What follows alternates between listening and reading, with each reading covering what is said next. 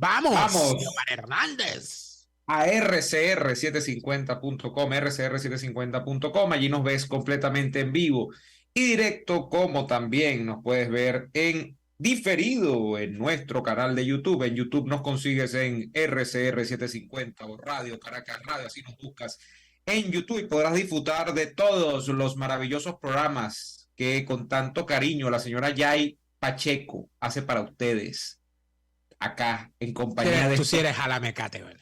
de estos Tú dos sí eres nobles, de estos dos nobles servidores de vuestras mercedes, acá jalamecate. y así nos va. Daniel, buenas tardes, ¿cómo está usted? ¿Cómo le va? Buenas tardes, muy bien, Neomar. Yo creo que es una obligación nuestra, Neomar, de este programa y de esta emisora. Y una obligación tuya y mía, porque sé que no estoy comprometiéndote en nada con lo cual no estés en sintonía en este momento. Hacer un justo recuerdo y homenaje a la labor que desarrolló hasta el fin de sus días el señor Ezequiel Zamora. Ezequiel Zamora fue uno de los funcionarios públicos más destacados de Venezuela. Y lo digo sin ningún... esto no es un panegírico. El señor Ezequiel Zamora era un hombre de una distinguida familia, de una familia de clase media venezolana, caraqueña, con formación profesional que le hubiese permitido tranquilamente desarrollar sus capacidades en el sector privado. Y además de eso, podría decirse que tenía para vivir tranquilo. Formaba parte de una familia distinguida, una familia honorable. Y tuvo a bien ser uno de tantos venezolanos que, a pesar de estar formados para, con la formación que tenían, podrían estar tranquilamente en cualquier organización privada, inclusive fuera de Venezuela. Él decidió dedicarse a ser un funcionario público probo, honesto y a prueba de codazo.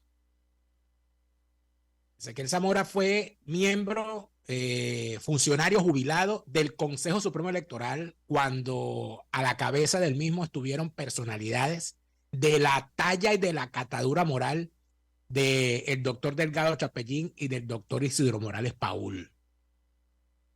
Que para quien quiera revisar lo que fue la historia del derecho en este país, del derecho marítimo, estamos hablando que Isidro Morales Paul fue uno de los teóricos del derecho marítimo más importantes de habla hispana.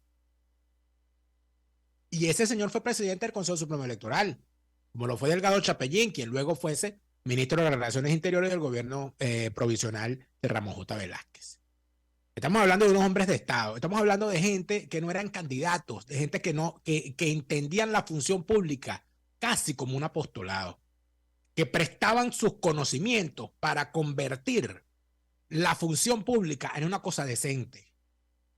Una gente que vivía de su salario, porque de paso, y esto es importante decirlo, en aquel entonces, ser funcionario público te permitía comer de tu sueldo. Y eso es importante. Ezequiel Zamora quiso poner al servicio del país sus conocimientos adquiridos luego de estar 30 años en el Consejo Supremo Electoral. A Ezequiel Zamora lo conocí yo como venezolano, como ciudadano, en el año 88, porque él era Neomar, su cargo, era funcionario de carrera en el Consejo Supremo Electoral, y al final era secretario del Consejo Supremo Electoral, y él era el encargado de leer los resultados electorales. Y yo recuerdo al señor leyendo los resultados electorales, como funcionario cualquiera, frente a las cámaras en cadena nacional, con el directorio completo, en las elecciones del año 88 que ganó Carlos Andrés Pérez. Yo tengo ese recuerdo de Ezequiel Zamora. Por eso, cuando años después, ya con la maldición del chavismo encima, nosotros vimos a Ezequiel Zamora, intentando, y yo creo que lo que en realidad Ezequiel Zamora quería hacer era testigo de las barbaridades que se iban a hacer para poderlas contar, como en efecto las hizo.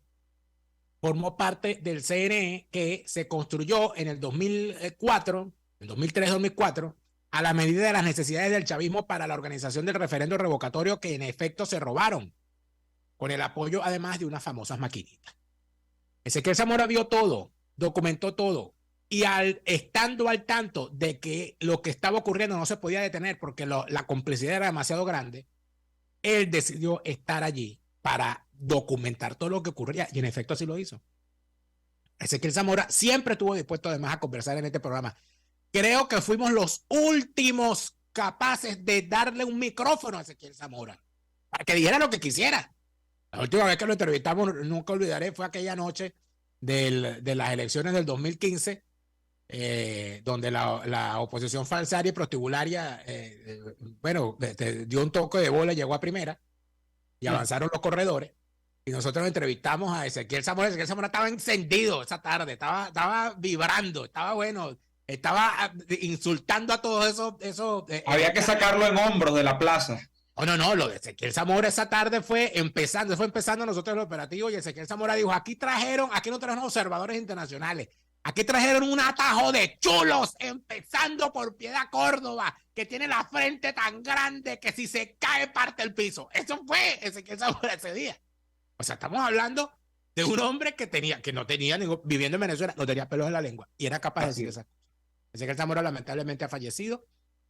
Me enteré ayer a través de la publicación de una de sus sobrinas, mi buena amiga Virginia Zamora, a quien le envío un abrazo a ella y a su familia. Y espero, sinceramente, que que el legado de personas como Ezequiel Zamora debería estar en el futuro, en perspectiva. Porque ha habido mucha gente que ha ocupado cargos que no son cargos de elección popular, ni son ministerios, y son cargos sumamente importantes. Había unos funcionarios que yo recuerdo. A mí mi abuelo siempre me echaba un cuento, Neomar. Esto es casi anecdótico.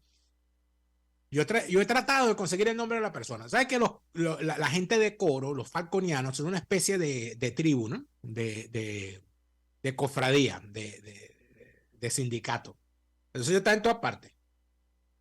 Entonces, donde está uno, todo el mundo sabe, todos los coreanos saben dónde está la cosa. Mi abuelo me echaba un cuento, me decía que tenía una paisana que era directora del despacho o directora general de alguna dirección general del Ministerio de Relaciones Interiores, cuando el ministro de Relaciones Interiores era Octavio Lepage en el gobierno de Lucinche. Y entonces sacan a Lepage y esta señora falconiana, ya estaba por jubilarse, ya tenía tiempo para jubilarse. Y cuando sacan a Lepage, con el cual ella había trabajado 2 veces, porque había trabajado en el gobierno de Carlos Andrés y estaba trabajando en el gobierno de Lucinchi, ella decidió que iba a meter la jubilación. Y ella mete la jubilación. Y cuando mete la jubilación, Lucinchi, que era el presidente, la manda a llamar y le dice, compañera, ¿cómo me va a echar usted esa vaina?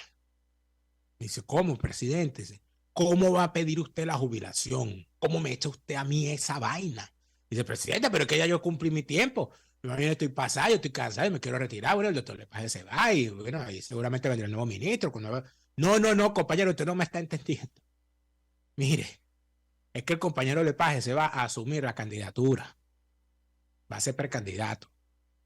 Y el partido me está pidiendo que ponga allí a un compañero en ese ministerio.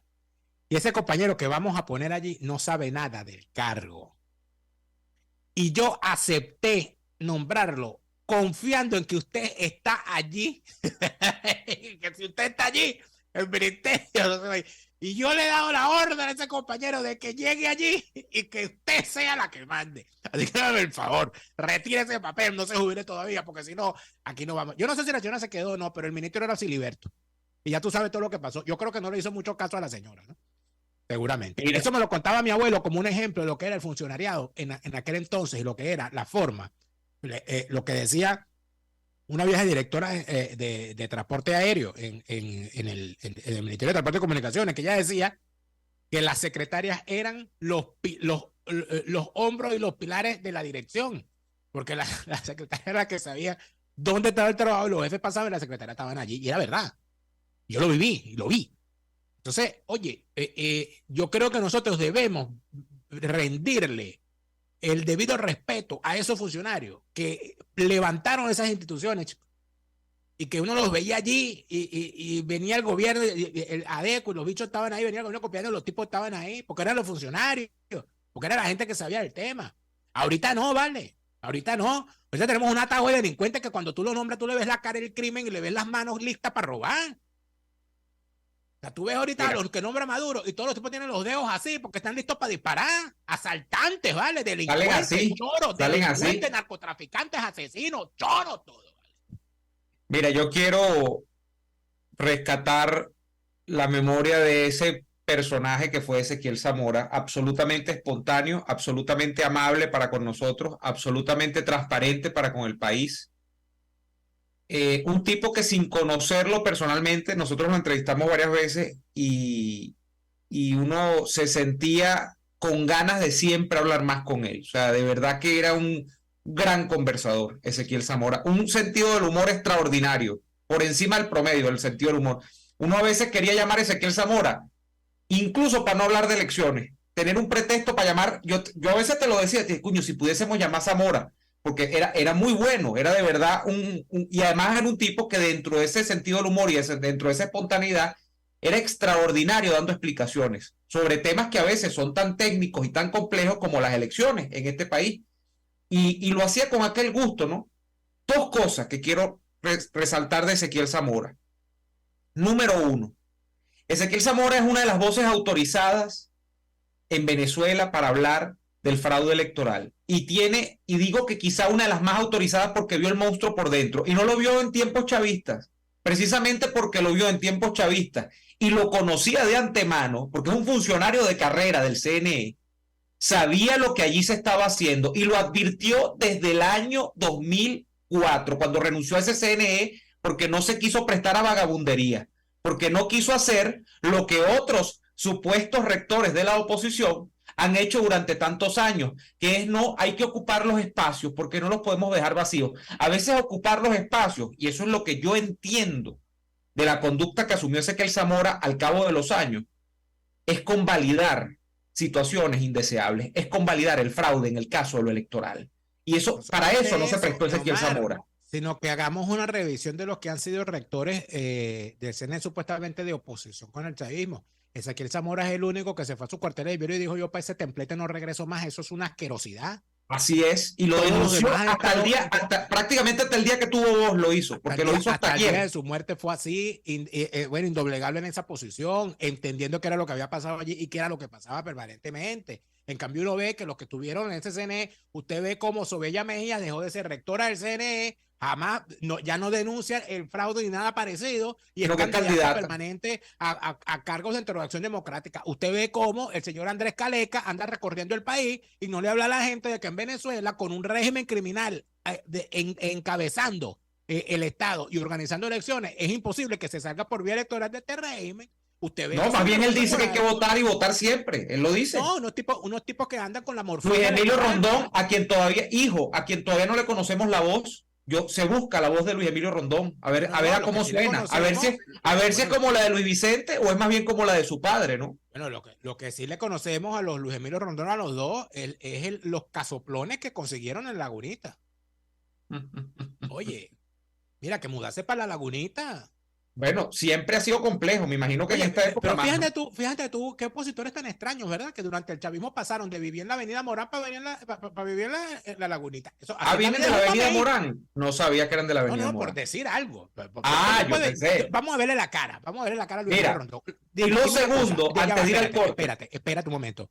Tú le ves la cara a Luis Emilio Rondón, padre, y tú le ves a él cara de haber nacido en el Country Club.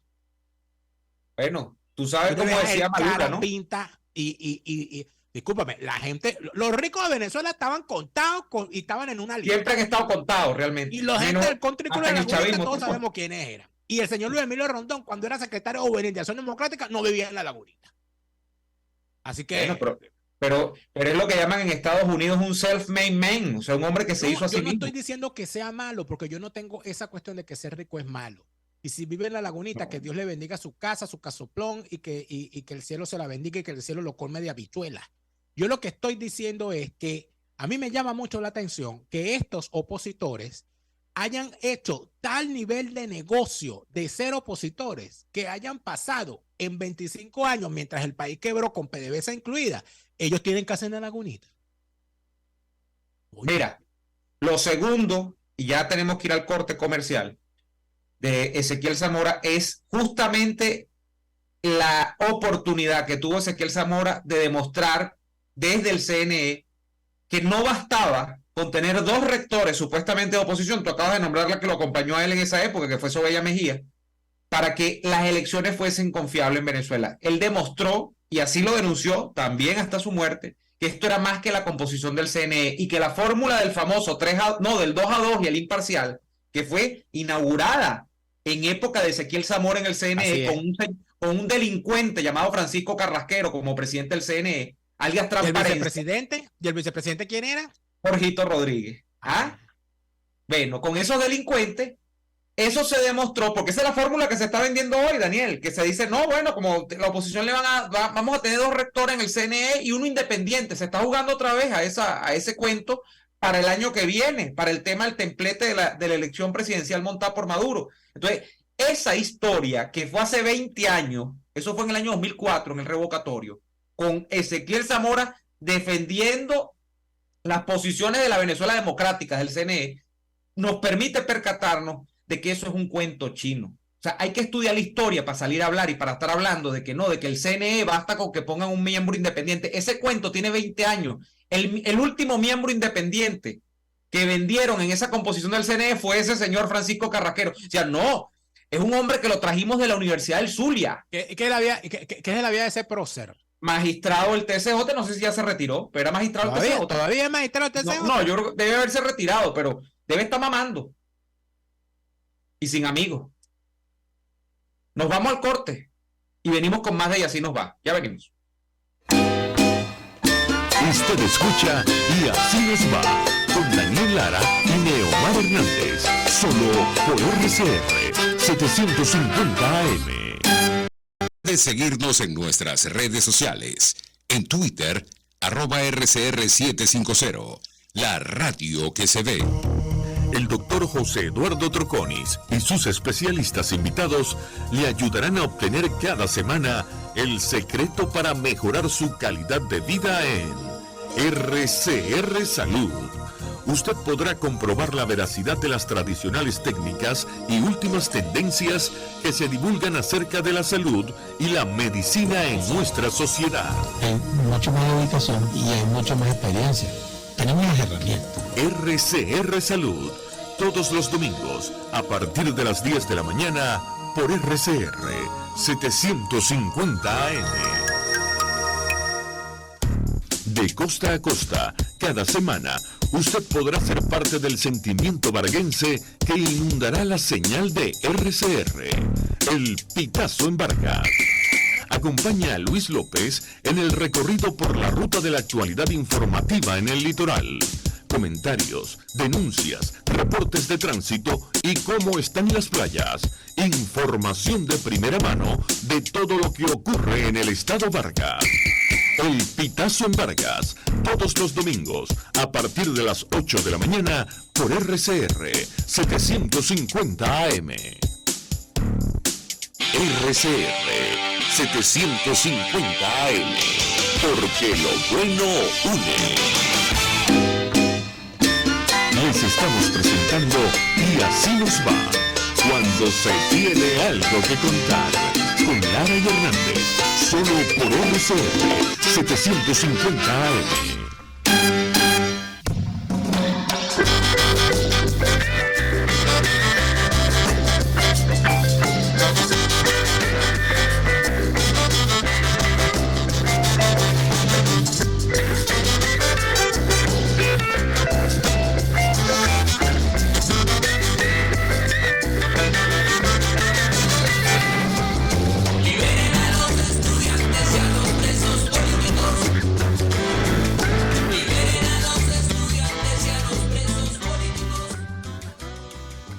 La señora Beatriz Marino ha sido la voz incansable que ha reclamado la situación que se vive con su hijo Hugo Marino, desaparecido desde hace 4 años. Recientemente he conversado con ella y su testimonio creo que es importante que escuchemos la parte final de ese testimonio donde habla de lo que para ella ha significado estos 4 años.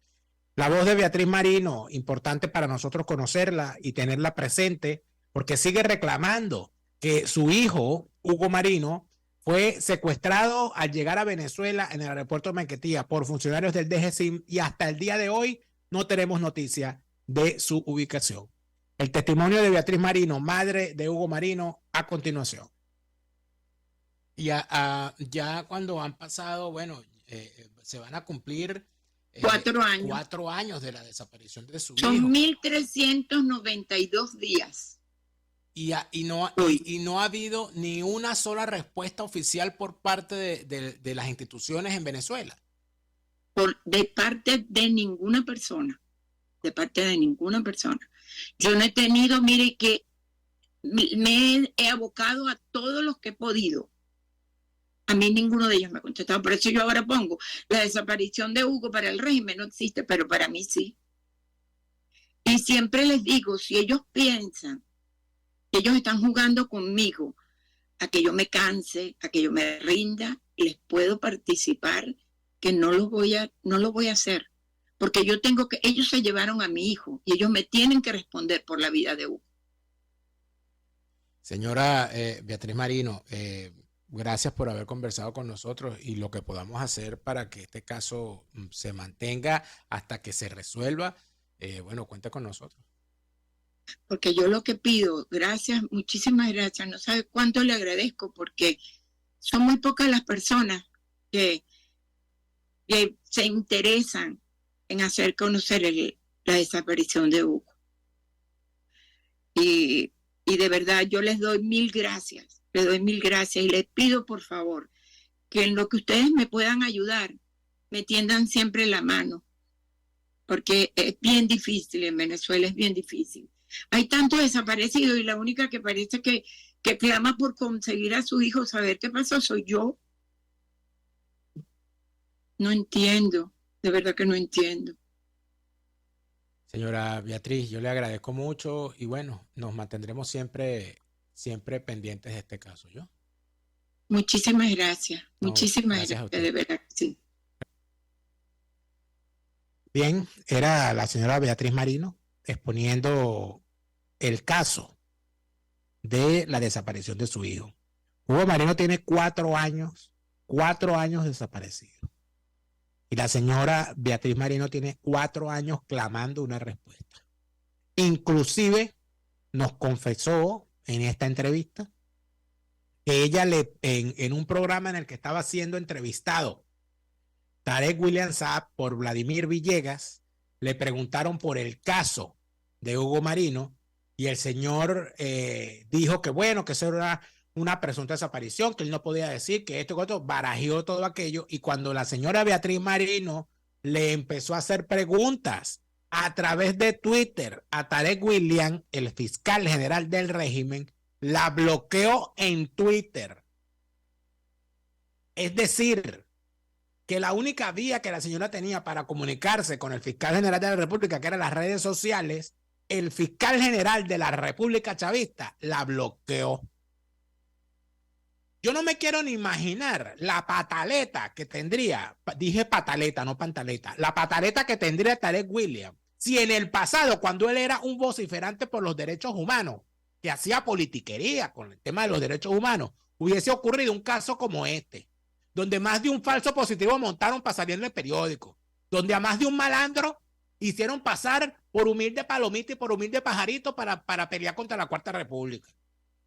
Yo no me quiero ni imaginar la que tendría armada un José Vicente Rangel, una Vanessa Davis, un Tarek William y toda esa parranda de desarrapados que se montaron en el carro del chavismo con el tema de los derechos humanos haciendo politiquería. Si hubiesen tenido una desgracia como esta que estamos viendo en la familia Marino, pero pareciera que estos tipos, no pareciera, no, es así. Estos tipos eran unos criminales vestidos de defensores de los derechos humanos. Por eso es que yo le tengo tanta tirria al tema de la defensa de los derechos humanos y lo siento. Yo sé que hay mucha gente honorable detrás de esto, pero yo los veo siempre con sospecha. Los veo siempre con sospecha, porque lamentablemente nosotros hemos visto en Venezuela y fuera de Venezuela a demasiada gente haciendo politiquería con el tema de los derechos humanos y que hablan de los derechos humanos cuando conviene a sus intereses partidistas. Y cuando el de su partido está gobernando, no existe el tema de los derechos humanos, como estamos viendo en los Estados Unidos con el Black Lives Matter. Aquí se acabaron las protestas de Black Lives Matter. Aquí los ambientalistas en los Estados Unidos desaparecieron. Aquí Greta no sabe dónde quedan los Estados Unidos desde que ganó Biden. Y en el caso venezolano, en el caso que nos ocupa, nosotros tenemos a unos malditos delincuentes criminales de la peor estirpe en el poder en Venezuela, que llegaron al poder quejándose de las violaciones de los derechos humanos, que la Cuarta República, bla, bla, bla. Y tienen al maldito Jorge Rodríguez y a la maldita de la Delcy Rodríguez, que dicen que ellos están ejecutando una venganza porque a su papá se lo mataron. Ah, bueno, ojalá, yo estoy seguro que en la familia Marino hay unos valores distintos a los que tienen esos delincuentes de los Rodríguez, y los hijos de Hugo Marino no van a clamar venganza en contra de todo un pueblo por lo que le han hecho a su padre, como están haciendo estos dos bandidos, estos dos delincuentes. Pero evidentemente, ¿de qué estamos hablando aquí? Estamos hablando de un ensañamiento contra la familia Marino y de paso, de un silencio absoluto sobre el caso del gobierno de los Estados Unidos, donde se encontraba residenciado Hugo Marino, y de un silencio absoluto de las instituciones italianas del país del cual Hugo Marino posee la nacionalidad. Aquí nadie reclama, solamente la madre de Hugo Marino, solamente la señora Beatriz Marino clama por este asunto. Mientras tanto, estimado Neomar, nosotros vemos cómo pasan los días, pasan las horas, pasan los minutos, y de los presos políticos cada vez hablamos menos. Somos cada vez menos los que hablamos de los casos de los presos políticos. Yo me quedo loco. Como intento hacer un seguimiento en otros medios y no veo cómo se habla del caso de los presos políticos. Aquí el tema son primarias, el tema son candidatos, el tema son encuestas, pero de presos políticos no. 4 o 5 pendejos nos ocupamos. Yo te dije a ti que si aquí se comenzaba a hablar de presos políticos, se caía todo el relato que tenía que ver con un encofrado de elecciones. O sea, porque cuando tú hablas de un preso político, cuando tú hablas, y oye, el sol hoy no me quiere dejar, pero cuando tú hablas de situaciones donde están involucradas personas que tienen años, algunos tienen casi 20 años, recordemos los policías metropolitanos, presos por razones políticas, tú vas a topar con la lógica, y la lógica te indica que en ese sistema no hay una democracia, y si no hay una democracia no puede haber elecciones. Entonces, claro, Daniel, en un discurso de medios de comunicación que está entubado a partir de quién es más bonito y quién es menos bonita para ser candidato a las primarias, quién sube más cerro y quién baja más urbanizaciones para ser candidato a las primarias, quién tiene más maquinaria y quién tiene menos maquinaria, tú no puedes insertar el tema de la realidad que significan los presos políticos, porque lamentablemente eso te tumba el relato, porque ¿de qué va a hablar un candidato? Y que si de planes, yo leí un plan ahí de Pérez Viva, por cierto, que me pasaron 10 puntos. Dios mío. Yo digo, bueno, está bien, él tiene su derecho a plantear planes de país, lo que sea, puede ser buen candidato, puede ser mal candidato. El problema para ese candidato y para los demás es que esos son planes para un país democrático. Aquí no estamos hablando de una democracia, aquí estamos hablando de un país donde hay presos políticos, y eso no aparece en ningún lado. O sea, porque eso no puede aparecer, porque eso significa un choque, eso significa una disonancia de todo lo que significa esa campaña que hay para normalizar la situación venezolana. Porque no solamente eso, fíjate que andan con un cuento, porque en estos días vi que Leopoldo Castillo, que fue víctima de la política supuesta, ¿no? Supuestamente víctima, o decía él ser víctima de la política comunicacional que encabezaba un hombre como Andrés Izarra. En estos días entrevistó a Andrés Izarra. Ah, bueno. Y en esa entrevista Andrés Izarra dijo que no, que lo más horrible que tenía, que él era chavista, no madurista, y que Maduro había instaurado en Venezuela la figura infame de los presos políticos. Yo dije, y este maldito no era ministro cuando Chávez en cadena nacional le dijo a la fiscal, a la jueza Fiuni me la agarra, me la mete presa y me le mete por lo menos 30 años. La jueza Fiuni es de mentira, los hermanos Guevara son de mentira, Vasco da Costa era de mentira. Oye, por favor, ¿vale? Por favor, vamos allá al corte y al regreso venimos. Vamos al corte y seguimos con más. Seguro. RCR les está presentando a Lara y Hernández en Y Así Nos Va por su 750 AM. Puedes seguirnos en nuestras redes sociales. En Twitter, @RCR750. La radio que se ve. Mis amigos, quiero invitarlos a que me acompañen en vivo todos los días de 8 a 9 de la mañana a disfrutar de nuestro programa por todos los medios. Periodismo independiente, con nuevas ideas, nuevas opiniones, Nueva Venezuela y sus secciones.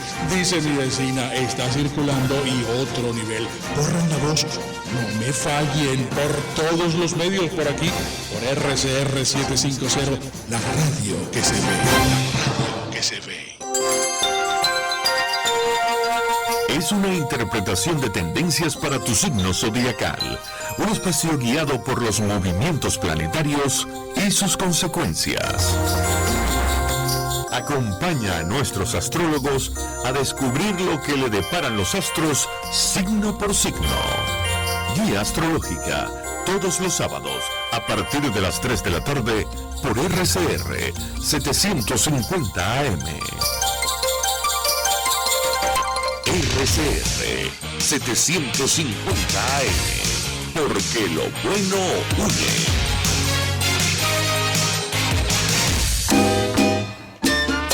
Estamos escuchando Y Así Nos Va, con Lara y Hernández, por RCR 750 AM. Vamos a saludar al público que también hace saber sus comentarios con respecto a el martes de los presos políticos, y yo creo que si todos los que nos escuchan los martes de los presos políticos se interesaran por los presos políticos también, yo creo que haríamos mucho más difundiendo estas noticias y estos temas. No podemos olvidarnos de ese tema. Aquí nos dice... saludos a Alejandro Utrera, saludos a Darwin Marrufo, saludos a Kenyer Daniel se llama, será hijo mío con Kenyer, ¿verdad? Se llama Kenyer Daniel. Por aquí nos dice Nerio de Jesús Pérez Vivas, habló de su plan de gobierno que si llegaba a la presidencia crearía nuevamente un congreso con Cámara de Diputados y Senadores y que el congreso otorgará los ascensos a los generales y coroneles, despojando al presidente de esa facultad. Ya por ahí viene lo siguiente. El presidente de la República no tiene potestad constitucional para hacer esos cambios.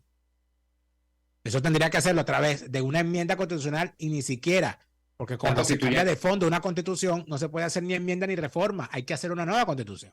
Eso es lo que quiere Pérez Vivas, una constituyente. Es que son falsarios y son prostibularios. No, pero yo quiero insistir, Daniel, es que no es el tema de si es la constituyente o no, es que esos son temas para un país que está en democracia. Esos no son temas para un país como este. Porque esto es parte de la farsa.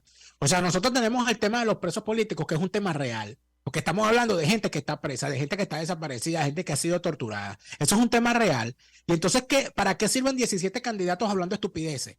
Para desviar la atención, hacerle el trabajo al régimen, para que no sea... si no voy a hacer esto con la economía, que si creo en la economía de libre mercado, maravilloso. Yo también me encantaría tener un presidente que cree en la... Pero es que el problema no es ese. El problema es que tú tienes a un régimen no democrático en el poder. ¿Y cómo vas a hacer tú para torcerle el brazo al régimen no democrático? Ese es el problema. Aquí dice José Abelino Rodríguez, saludos. Solo se habla de los presos políticos en algunos programas y medios cuando meten a un falsario opositor. Ángel Ortiz dice, es que Nicarla Angola, compañera de años en un programa de Roland Carreño, habla de su secuestro político. Aquí dice... ¿qué dirá la familia de William Frank Nihouse, que tuvo más de 3 años de secuestro? Eso sería una buena entrevista, ojalá algún día se pueda. Roland Carreño, ni el gremio periodístico habla de él, dice Ángel Ortiz. Aquí nos dice también Darwin Marrufo, eso no es raro, Tarek bloquea a todo el que se queja, a mí me tiene bloqueado hace años. Aquí nos saluda Luis Clemente Mendoza Torres desde Lima. Y él me dice que él es de Turén, del estado portuguesa, el pueblo de Turén, una comunidad importante de producción, otrora. Era en el estado que era el granero de Venezuela portuguesa, en otrora, claro está. Así es. Les voy a manifestar, fíjate tú esta historia, que en Turén tienen más de un mes marchando en contra del trato por parte de los delincuentes chavistas en cuanto a sus salarios. Pero miro que los que hoy marchan son la mayoría de los que asistieron a todas las marchas y a las convocatorias hechas por el chavismo, y nunca los maestros apoyaron a ningún gremio. De verdad, no están a mi gusto, son parte del problema. Eso es algo, Neomar, que aunque uno crea que es una tontería, ¿no? Es algo que en realidad termina siendo un tema importante de discusión. Y te lo digo de la siguiente manera. A mí me han escrito trabajadores de PDVSA, trabajadores de las empresas básicas, quejándose del maltrato laboral y de los malos salarios. Y yo siempre le pregunto lo mismo. ¿Cuándo entró usted a PDVSA? No, yo tengo 15 años trabajando en PDVSA, tengo 18 años trabajando. O sea, usted entró en la PDVSA Rafael Ramírez. Sí. Usted entró en la PDVSA asediada por Rafael Ramírez luego de que Chávez votó a 20,000 trabajadores de PDVSA. ¿Qué hizo usted cuando atropellaron a otros trabajadores? Usted dijo, ay, lo sacaron a ellos, déjame ponerme yo, y entró yo. Eso fue lo que usted hizo. Los trabajadores de la CBG que se quejan de las empresas básicas, que se quejan del trato, no, que no hay esto, que no hay lo otro, tal. Ay, pero yo veía como ustedes chocaban el puño con la mano cuando Chávez hacía cadenas desde allá, desde los patios de Sidor. Y decían, no, exprópiese, nacionalización, expropiación. Y cuando gritaban los trabajadores nuevos que entraron en PDVSA, que se ponían a gritar, limpieza, limpieza, limpieza en PDVSA. Yo me acuerdo de eso. Y cuando Rafael Ramírez salió y dijo, PDVSA es roja, rojita de la cabeza a los pies. ¿Dónde estaban ustedes? ¿Dónde estaban ustedes? Disfrutando de esas mieles, colaborando en la destrucción de eso. Entonces, estos trabajadores de PDVSA que andan quejándose ahorita, que no, porque es que yo lo que soy un trabajador, yo nunca fui fijo, que no sé qué, que no sé cuánto. No, amigo mío, usted es parte del problema. Usted fue uno de los que destruyó PDVSA, porque usted fue como un lambucio a arrastrarse, no le importó ponerse la camisa roja, no le importó inscribirse en el PSU, no le importó gritar y que lo llevaran a las marchas y todo eso, siempre y cuando usted lo pusieran en los puestos que dejaron otras personas que estaban más calificadas que usted. Porque si usted hubiese sido una persona calificada, usted no tiene que arrastrarse para trabajar en PDVSA. Había que arrastrarse cuando llegó el chavismo. Entonces, esas cosas, esos que gritaban, como dice aquí Pedro Díaz, los que gritaban, así es que se gobierna. Ah, bueno, gritaban, así es que se gobierna. Y entonces hoy, después que gobernaron así como ellos pedían, hoy se están comiendo un cable y entonces, ay, Dios mío, ¿cómo es posible que nosotros nada más nos pagan 136 bolívares de jubilación? Bueno, amigo mío, pero muy probablemente usted fue y votó por el chavismo, se negó a ver lo que el chavismo hacía y más bien aplaudió lo que el chavismo hacía. Y esto no se trata de que uno le vaya a pasar la factura a nadie. Es que yo no necesito pasarle la factura a nadie, es que el propio régimen les está pasando la factura a los que más se arrastraron, porque el diablo paga con traición a quien le sirve con lealtad. Es que se están comiendo la mierda que ustedes crearon. Y yo lo lamento muchísimo, porque hay mucha gente que, yo sé que pagan justo por pecadores, pero al mismo tiempo yo digo, oye, mira, cuando yo recuerdo lo que eran, yo he visto ahorita muchos, por ahí anda un falsario. Bueno, ese no es falsario, ese es trifalsario y trimaldito. Que es un tipo, un sindicalero, una rata de ayer, de hoy y de siempre, llamado Eduardo Sánchez. Ese tipo, Neomar, que tú seguramente lo conoces porque tú también eres usevista, tiene yo no sé cuántos años en el sindicato, en la AEA, en la Asociación de Empleados Administrativos de la UCB. Ese tipo debe tener allí por lo menos, Neomar, cuando yo entré en la UCB en el 97, ya ese señor estaba allí. No me suena. Bueno, ese ciudadano fue uno de los tomistas del movimiento 28 que tomó el salón de sesiones del Consejo Universitario. Y él fue uno de los que es que no me lo voy a contar, yo estaba allí, de los que dio el discurso cuando llegaron a un acuerdo para la entrega. No hemos entregado la lucha, nosotros seguimos con la revolución y bla, bla, bla, y toda aquella caterva de paja. Ahorita anda haciendo protestas porque los derechos de los trabajadores están. ¿Cuáles derechos de los trabajadores vas a reclamar tú si tú formaste parte del entramado que se montó para acabar con el Estado de Derecho en Venezuela? Tú tienes que callarte la jeta, Eduardo Sánchez. Tú no tienes moral para hablarle a nadie. Y cualquier persona que se vaya y se ponga detrás a olerle los peos a esos sindicaleros, que lo que son es una partida de falsarios y una pandilla de sinvergüenza, está formando parte del problema. Por eso es que mira, aparte de eso, mi papá era sindicalista, chico. La primera persona que vi yo decepcionada del tema del sindicalismo en carne propia fue mi papá, después de dedicarle 25 años a la vida sindical. en el Sindicato Único de Trabajadores de la Aviación Civil, sindicatos que inclusive los que se quedaron con esos sindicatos permitieron que se lo quitaran, permitieron que lo aniquilaran. ¿Tú sabes lo que eran los sindicatos en la aviación en Venezuela? Los sindicatos en la aviación de Venezuela, bueno, pero no me vas a mentir, allá estaba Gustavito Núñez, allá estaba Cruz Manuel Hugueto. Allá había gente que, bueno, que no serían los más bonitos ni serían los más chéveres, pero allá había gente que estaba en el tema del sindicalismo y de alguna manera tenían tabaco en la vejiga. Bueno, esos sindicatos desaparecieron, como desaparecieron muchos otros sindicatos. Entonces, ¿qué ocurrió?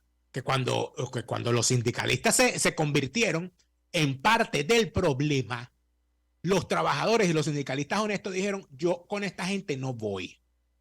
Y buena parte, Neumar, de los votos del chavismo, a mí no me cansaré de decirlo, se forjaron en las reformas truncas, mal hechas, chucutas, mal negociadas y mal implementadas durante el gobierno de Rafael Caldera II.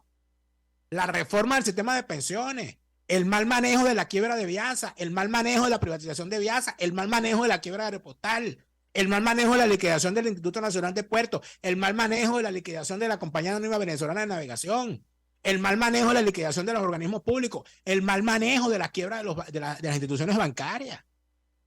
De allí salió un resentimiento de tal magnitud que la gente dijo, a mí no me importa, vamos a pegarle candela a este país, que se jodan todos, con todos nosotros adentro. Eso ocurrió. Y aquí estamos, 25 años después. La gente cree que aquí todo esto vino de la nada, que los chavistas llegaron en los platillos voladores. Si los chavistas, ¿quiénes son? Los adecos y los copellanos arrechos con su propio partido que salieron a votar en contra de ellos para que los mataran a todos.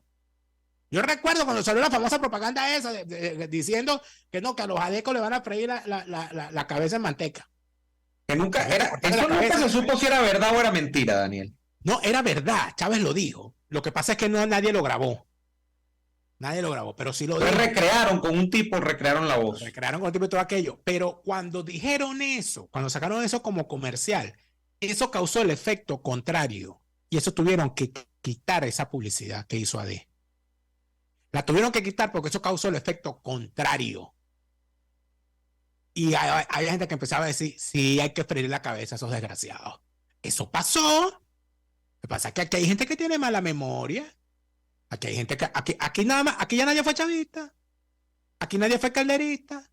Aquí todo el mundo fue Carlos Andresista. Aquí Daniel, como nadie fue perejimenista, como nadie fue gomecista. No, perejimenista sí hay. Sí como no, ahora, pero antes no. Ahora.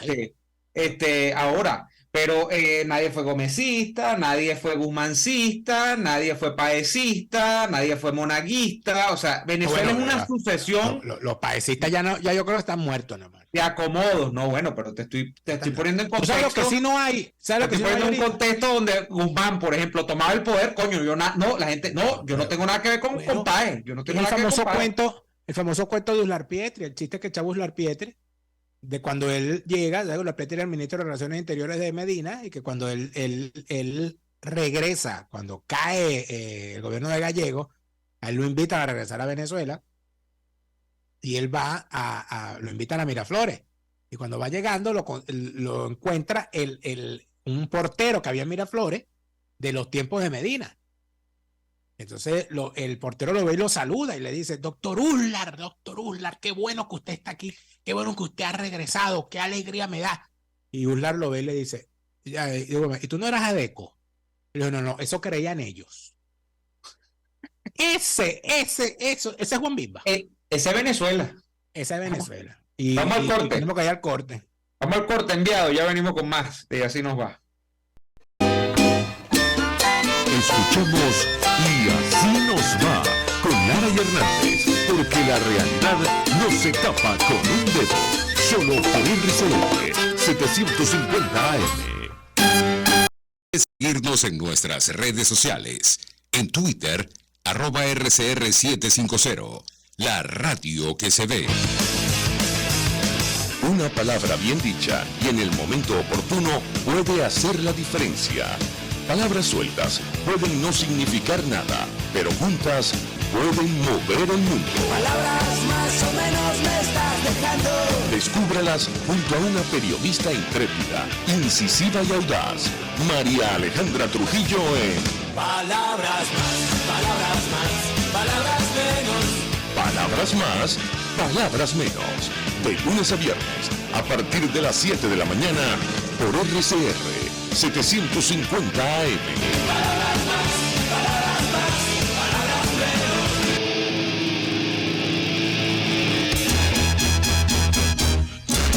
Desde los sectores populares del país se escucha una clara señal. Es el radar de los barrios. Evelyn Martínez y la red de ciudadanos le invitan a identificar amenazas, ubicar soluciones y hacer seguimiento eficiente a las problemáticas de cada sector. Un espacio contra la polarización donde se construye de abajo hacia arriba y de adentro hacia afuera. El radar de los barrios, de lunes a viernes, a partir de las 10 de la mañana, solo por RCR 750 AM. RCR 750 AM, porque lo bueno une. Les estamos presentando Y así nos va, cuando se tiene algo que contar, con Lara y Hernández, solo por RCR 750 AM. Si él quería acusar de cabello, ¿cómo no? Tome el micrófono. Que estamos de vuelta en Y así nos va. Estamos de vuelta en Y así nos va. Estamos en una conversación. Estamos en una reunión de producción al aire. Decir, atención a todos los que nos están escuchando a través de RCR, vía TuneIn y vía el canal YouTube. Es que nosotros, durante el tiempo que estamos haciendo este programa, estamos en los comerciales, estamos hablando barbaridades. Y esas barbaridades salen a través de Facebook Live, en mi página en Facebook, Daniel Lara Faría, y a través de Instagram en @delaraf. Ese es el tras las cámaras de este programa. Porque no podemos decir que es sin censura, porque nosotros no tenemos censura, ni al aire ni fuera del aire. No, eso es verdad. Jamás. Afortunadamente, eso es mentira. Ese embuste no es verdad. Ese embuste no es verdad. Yo me consigo amigos. Esto es verídico. Esto no es por alabar las cosas de gratis. Bueno, tú puedes alabar lo que tú quieras. Que trabajan en los medios de comunicación, Daniel, y siempre sale un cuento de, bueno, pero a ti no te han dicho ahí que tienes que medirte, que hasta esto, y coño, y tuercen el cuello, se descoyuntan, digo, no vale, jamás, en 10 años. Bueno, parece que lo común es todo lo contrario, parece que es que a todo el mundo sí le ponen censura, pero bueno, nada. Mira, hablando de cosas, yo quiero cerrar este programa recordando aquella frase que dice: el amor y el interés se fueron al campo un día. Y más pudo el interés que María Corina que lo... Ay, no. No, María Corina no me la metas en perdón, esto. Amigo, perdón. María Corina para otra cosa, en esto no me la metas. No, es que no entendía cuál era el juego que tú querías. Bueno, y cuando se van al campo, más puede el interés que el amor. Bueno, coincidencialmente, hoy sale una revelación, y por cierto, va a salir en un rato un segmento especial que he grabado sobre esto, Daniel, en mi canal de YouTube, del tema de Alex Saab, que hay una negociación y eso es más que evidente, pero ahora ha salido en un medio de los Estados Unidos, en Newsweek, una declaración o una filtración, mejor dicho, de una supuesta carta que un preso norteamericano de origen salvadoreño que está acá le ha enviado a Biden para que lo saque a él y a otros presos políticos de Venezuela, pues, y lo cambien por Alex Saab. Y lo que revela Newsweek es que hay una negociación que está más o menos avanzada, como todas las negociaciones que uno nunca se entera, sino que hasta que se concretan, ¿no? Y ahí es donde uno se entera. Pero esto no es lo interesante. Lo interesante es que a la par que sale esto y que revela esto hoy en la revista estadounidense Newsweek, sale una declaración del señor de Chevron, que ahora se me fue, la tenía por acá, pero aquí está. Del señor, del CEO de Chevron, Michael Wirth, que es el consejero delegado de Chevron, donde habla de la situación de Chevron en Venezuela. Qué casualidad, chico, ¿vale? Que el mismo día que revelan que está un tema de presos políticos estadounidenses en Venezuela, sale una declaración también del CEO de Chevron hablando de que la producción en Venezuela está regularizándose y que bueno, que ha tenido muchas dificultades, pero que ellos van a seguir. Porque digo lo del interés y digo lo del amor, porque Daniel, con el caso de Estados Unidos, ya el asunto del pragmatismo al que se está llegando con Maduro es hasta obsceno. Porque por un lado son, y es entendible, pues porque así como nosotros trajimos hoy el video de la señora Beatriz Marino, la mamá de Hugo Marino, que quiere que su hijo aparezca y que así hay más de 200 familiares de presos políticos, quiere que sus familiares sean liberados, es entendible que los familiares de los presos políticos estadounidenses quieren que sus familiares vayan a los Estados Unidos. También hay que decir que Estados Unidos pues ya ha colgado los guantes con el tema de Maduro y las presiones, y que aquí ya lo que se está hablando es de cuánto petróleo le puede dar Venezuela a los Estados Unidos y de cómo resolvemos el tema de los presos políticos. La permanencia de Maduro ya ni se discute. Ya Maduro ha pasado a ser, después de que Guaidó fue una brizna de paja en el viento, ya Guaidó, como no aparece, ahora Maduro ha dejado de ser tirano, ya ni se le nombra como tirano en los medios de comunicación. Ya no se dice nada sobre las irregularidades de la Asamblea Nacional controlada por el chavismo. Ya eso no se dice tampoco. Ya ese es el poder legislativo y ya. Ya de Venezuela lo que importa para Estados Unidos en efecto son, y digo, en nada es coincidencia, yo estoy diciendo que es coincidencia, pero esto nada es coincidencia, Chevron, el petróleo y los presos políticos. La democracia la dejamos de tarea. La democracia, pues hablaremos de ella dentro de 20 años y veremos si Maduro sigue allí o no sigue allí, si acaso. Si acaso. Pero es que fíjate que además, se acabaron las declaraciones, se acabaron las máximas presiones, se acabaron los ultimátums, se acabó toda vaina. Además de eso hay otro asunto que esta mañana yo lo estaba pensando. O sea, cuando uno se está bañando, uno le llega un pensamiento. Uno, sí, claro, cuando, iluminación. Cuando está a punto de dormir, uno le llega un pensamiento. Cuando se está bañando también.